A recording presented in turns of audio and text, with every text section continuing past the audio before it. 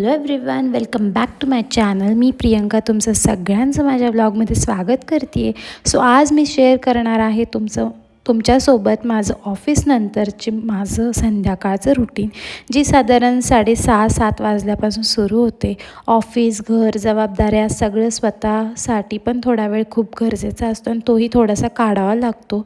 आणि माझा वेळ म्हणजे माझं बाळ, त्याला थोडंसं वेळ देणं हे खूप इम्पॉर्टंट ठरतं. सो तो मी वेळ खूप काढते खरं तर घरी आल्यानंतर. सो इथे मी सगळ्यात पहिलं कुकर लावायला घेतला. आल्यानंतर थोडंसं फ्रेश व्हायचं आणि त्यानंतर लगेच कामाला लागायचं, जेणेकरून नंतरचा टाईम आपल्याला व्यवस्थितपणे मिळतो. मग थोडंसं कंटेंट क्रिएशनला वेळ मिळतो, बाळासाठीही मिळतो. सो इथं पहिलं कुकर लावून घेतला भाताचा. त्याचबरोबर ज्या वालाच्या शेंगा होत्या त्याही कुकर लावून घेतल्या, म्हणजे त्याची भाजी करता येईल. आणि त्यानंतर मस्त देवाला दिवा लावला, अगरबत्ती ओवाळली, 2 मिनटं शांत बसले. आणि दिवा लावण्याने इतकं छान प्रसन्न वाटतं, शांतता मिळते. दिवसभरातला थकवा जो असतो तो एकदम चुटकीसरशी निघून जातो. सो ही जी वेळ असते, हा दिवा लावायची ही जी गोष्ट आहे ती खूप शांतताने मनाला भावून जाणारी आहे.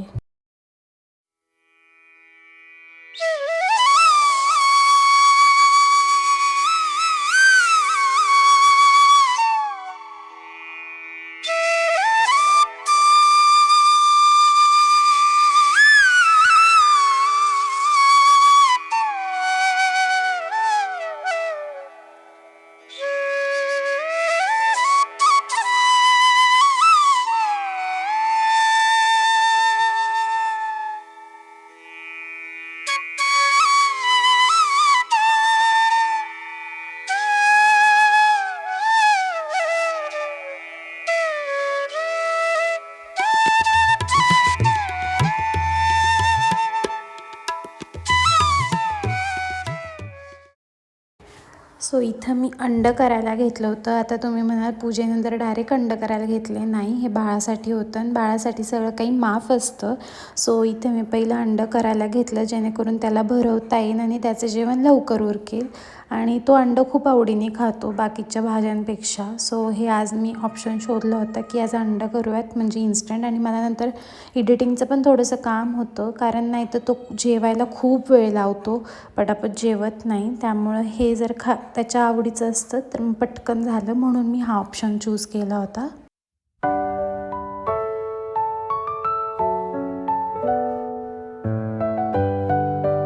आता मी त्याला इथं भरवायला घेतलं होतं आणि आईने साईड बाय साईड भाकरी करायला घेतल्या होत्या.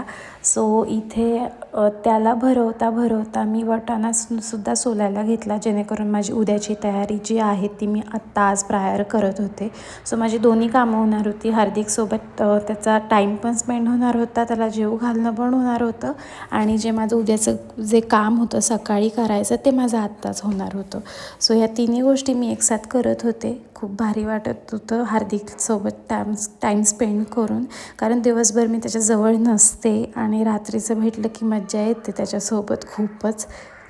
खरं तर त्याला बघून दिवसभराचा थकवाही खूप लवकर निघून जातो. आल्या असं होतं की त्याला कधी बघते, आणि असंच होतं तो खाली गेलेला असतो गार्डनला मी आल्यावरती. सो मी त्याला डायरेक्ट गार्डनलाच जाऊन भेटते. रोजचं रुटीन आहे माझं.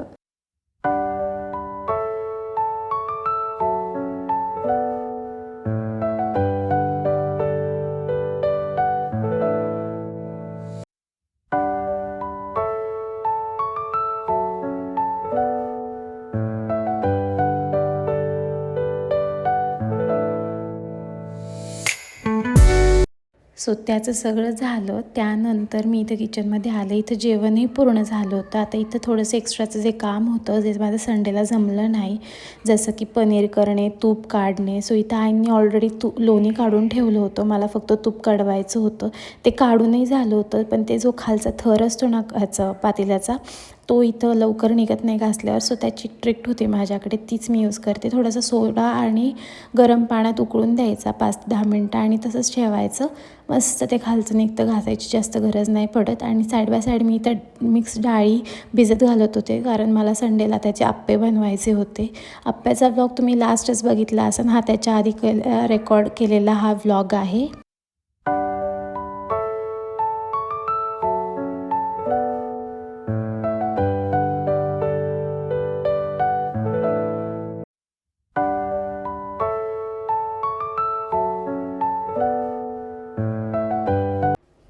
त्यानंतर मला पनीर करून घ्यायचं होतं. ॲक्च्युली आता मार्केटमध्ये आपण खूप काही ऐकतो की ॲडल्ट्रेटेड पनीर आलं आहे, तूप आलं आहे, हे आलं आहे, ते आलं आहे, सगळं असं हायब्रिडच आलं आहे म्हणायचं म्हणजे इन शॉर्ट.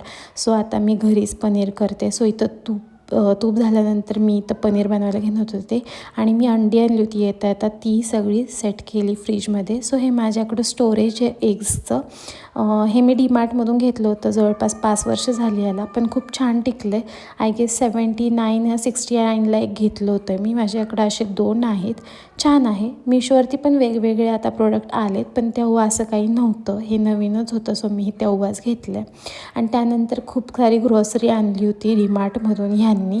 सो ती सेट करायची होती. 2 दिवस झालं ते अशीच पडून होती बाहेर. सो आता म्हटलं पहिलं आधीची ग्रॉसरी जी आहे ती बाहेर काढावी, म्हणजे ती पहिली यूज होईल आणि मग ही जी ग्रॉसरी आणली ती सेट करावी.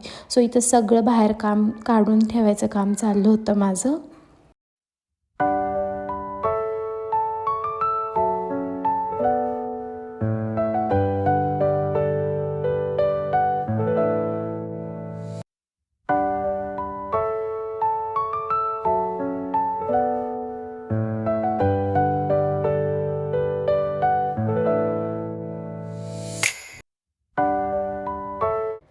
सगळी वरच्या कप्प्यामध्ये ठेवली, जेणेकरून हार्दिकचा हात जो आहे तो तिथं पोचणार नाही.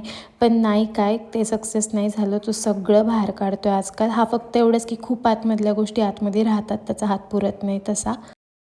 सो इथं सगळं बाहेर काढलं होतं सामान, जे आधी मला यूज करायचं होतं, आणि बाकीचं सगळं मी आतमध्ये स्टोअर केलं.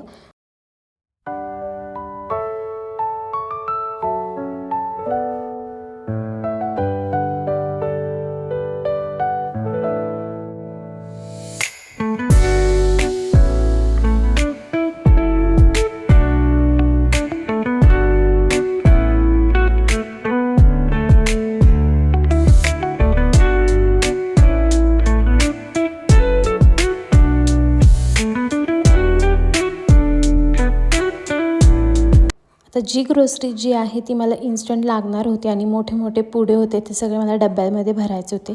आणि इथं अचानक ग्रोसरी भरली गेली होती, कारण त्यांचा अचानक म्हणजे ह्यांचं अचानक डीमार्टला जायचा प्लॅन झाला. आणि मी आधी बघितलं नव्हतं की ग्रोसरी मला काय काय भरायची ह्या महिन्यामध्ये. सो ती अचानक भरल्यामुळे आता मला माहीत नाही आतमध्ये काय काय राहिले. सो मी इथं चेक करत होते आतमध्ये किती सामान आहे डब्यांमध्ये, आणि मला आता काय काय आधी संपवायचे आणि काय काय नंतर ठेवायचे. तो हे चेक करून मग मी सगळे डबे भरले व्यवस्थित. आणि वरती स्टोअर केलेल्या सगळ्या छोट्या छोट्या गोष्टी होत्या, ज्या की नूडल्स किंवा जे काही सॉसेसेस मसाले हे लागतात ते. आणि हा तुम्ही छोटासा झाडू बघितला असेल, झाडू नाही आहे खरं तर ती केरसुनी आहे. प्रत्येक दिवाळीला आपण मोठी केरसुनी आणतो, तिची पूजा करतो. पण मी मोठी न आणता छोटी आणते, कारण आपण काही गावी नाही, तिचा यूज होत नाही. गावी असलं तर त्याचा यूज होतो युजली, पण इथे ना मग ज्या छोट्या छोट्या कानाकोपऱ्यातल्या जाळ्या किंवा अशा गोष्टी झाडायच्या असतात ना, तेव्हाही यूजला येते. खूप युजफुल ट्रिक ही, म्हणजे माझ्यासाठी तरी. मग इथं ते सगळं झालं साफ करून, आणि मग इथं जी ग्रोसरी मला डब्यांमध्ये छोट्या छोट्या कंटेनर्स म्हणजे कडधान्य जे आणले होते ते सर्व भरायला घेतले. आधीचे मी एका काय म्हणतात बाऊलमध्ये काढून घेतली, पहिली नवीनवाली टाकली आणि त्याच्यावरती जुनी टाकली, म्हणजे कडधान्य जे काय आहेत ते.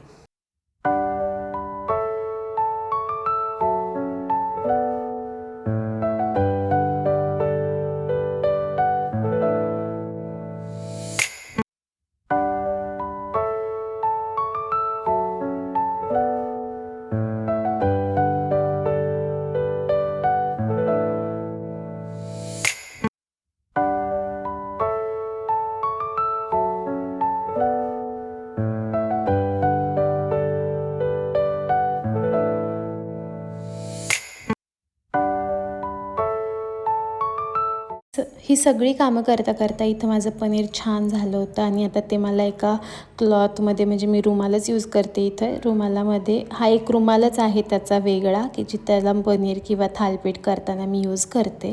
सो हां, हे कुटाणा होणार नाही असं नाही, थोडंसं पाणी माझ्याकडून खाली सांडलंच. चला असो. ते नंतर पनीर मस्त बांधून घेतलं, त्याच्यावर वेट ठेवला, आणि हार्दिक इथं लुडबुड करायला होताच. त्याची लुडबुड नाही असं होणार नाही, सो तो करतोच. आणि इथं मस्त पनीर तयार झालं. मग बाकीची सगळी दूध तापवणं वगैरे हे सगळं केलं. खरं तर ह्या छोट्या छोट्या गोष्टी कुणाला दिसून येत नाही, घरात इतकी कामं असतात.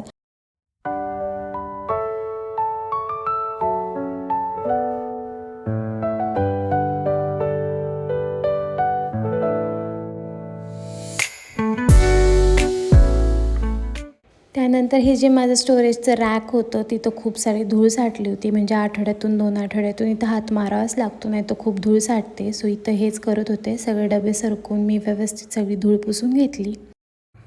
त्यानंतर सर्व किचन व्यवस्थित क्लीन केला. जी काही भांडी पडली होती तीसुद्धा क्लीन करून ठेवली, कारण उद्या सकाळी जर ती भांडी बेसिनमध्ये बघितली तर खूप इरिटेट होतं मला तरी. सो हां, ती पडतातच, कारण हे लेट येतात जेवल्यानंतर, ती भांडी तशीच पडतात. पण खूप पडल्यानंतर मग ते वेगळं वाटतं. एक ताट वगैरे असेल तर ओके. सो त्यानंतर मग मी झाडून व्यवस्थित घेतलं, जो काही कचरा साफ केला होता ते सर्व झाडून घेतलं. ही रिंग लाईट जी होती ती आता बंद पडली होती, सो ती आता कचऱ्यात जाणार होती, नाही तर म्हणाल ती अशी खाली टाकली तुम्ही. आणि मग लास्टचं जे काम होतं दूध तापवणं, नंतर जुन्या दुधाचं जी साय आली होती ती व्यवस्थित बाहेर स्टोअर करणं, म्हणजे फ्रीजमध्ये ठेवून देणं, हे सगळं चाललं होतं माझं.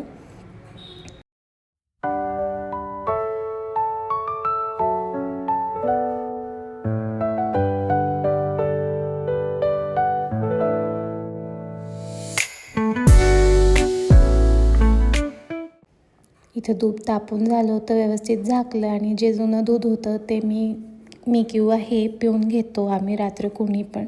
सो इथे ग्लास भरून ठेवला. शेवटला जे कोणी आहे ते पिऊन घेतं ते. आणि मग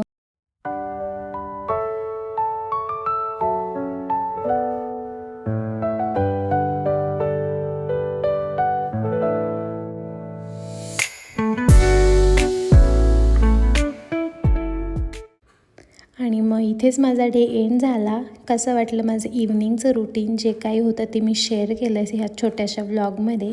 सो तुम्हाला व्हिडिओ आवडला असेल तर व्हिडिओला लाईक करा, शेअर करा, सबस्क्राईब करा. सबस्क्राईब करायला नक्की विसरू नका, कारण हेच खूप मोटिवेशनल आहे माझ्यासाठी अजून काही नवीन नवीन कंटेंट आणण्यासाठी. भेटूया आपण नेक्स्ट अशा छानशा व्लॉगमध्ये. Till then bye, take care.